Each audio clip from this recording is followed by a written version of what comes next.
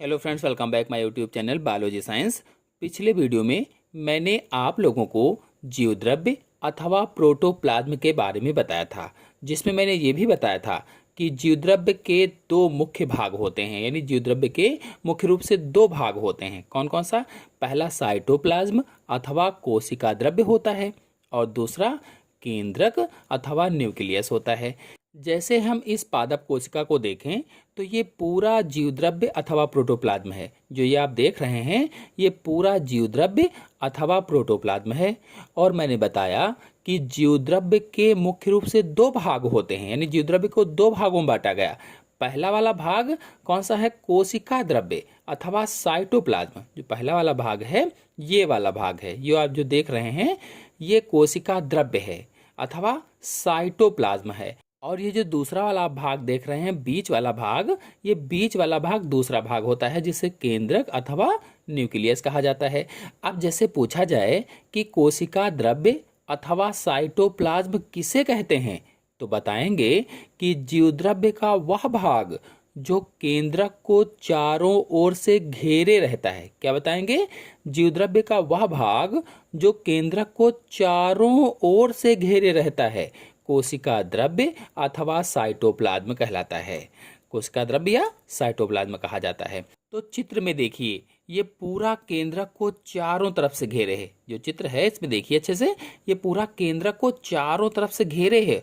और यही परिभाषा मैंने बताई है आपको कि जीवद्रव्य का ऐसा भाग जो केंद्रक अथवा न्यूक्लियस को चारों ओर से घेरे रहता है कोशिका द्रव्य कहलाता है अथवा साइटोप्लाज्म कहलाता है। और इसी कोशिका द्रव्य में अनेक कोशिकांग भी पाए जाते हैं। ये जो कोशिका द्रव्य है इसमें अनेक कोशिकांग भी पाए जाते हैं। आप लोगों को स्क्रीन पर दिख भी रहा है कि कोशिका द्रव्य में अथवा साइटोप्लाज्म में कितने सारे सेल ऑर्गेनेल्स पाए जाते हैं।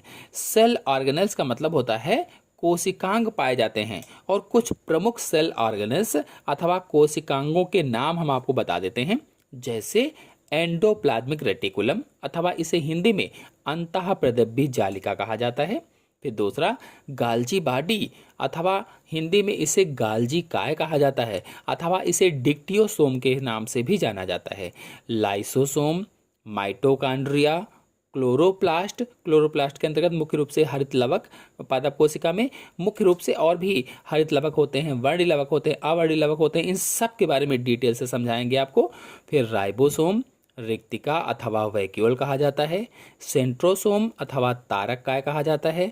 इसके बाद जो केंद्रक बीच वाला भाग है अथवा न्यूक्लियस, इसके बारे में बताएंगे। और फिर कोशिका भित्ति के बारे में भी जानेंगे हम लोग, जो कोशिका द्रव्य को चारों ओर से घेरे रहती है। ये कोशिका भित्ति किनारे वाली है, इसके बारे में। यानी ये जितने भी कोशिकांगों के नाम मैंने बताए हैं इन सभी कोशिकांगों को डिटेल से हम लोग चित्र सहित समझेंगे अच्छे से, ताकि एक ही बार में आपको याद हो जाए। और मैं वादा करता हूँ आप लोगों को एक बार में पूरा याद हो जाएगा। जितने भी कोशिकांग हैं, चाहे वो एंडोप्लाज्मिक रेटिकुलम हो, चाहे गाल्जी बॉडी हो, लाइसोसोम हो, माइटोकॉन्ड्रिया हो, एक बार आप वीडियो देखेंगे और कभी नहीं भूलेंगे, पूरा याद हो जाएगा। तो नेक्स्ट वीडियो में आपको एक एक करके सभी कोशिकांगों के बारे में, उनकी संरचना और उनके कार्यों को समझाएंगे। आज के अंक में इतना ही। धन्यवाद।